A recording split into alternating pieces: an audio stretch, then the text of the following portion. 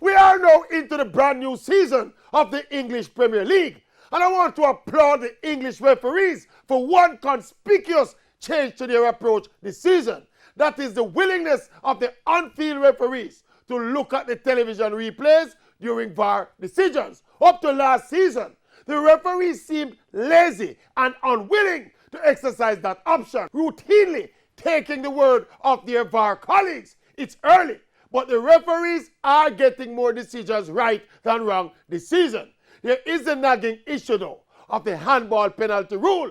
The old rule stated that the referee needed to deem the handball deliberate in order to give a penalty. As it is now, the deliberate component is out of the equation, as the ball touched the hand in the area, whether deliberate or accidental is a penalty. That is unreasonable and harsh.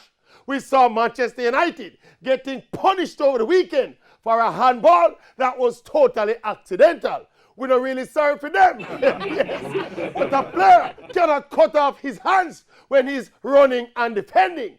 For the purpose of balance, the extension of the arm is natural.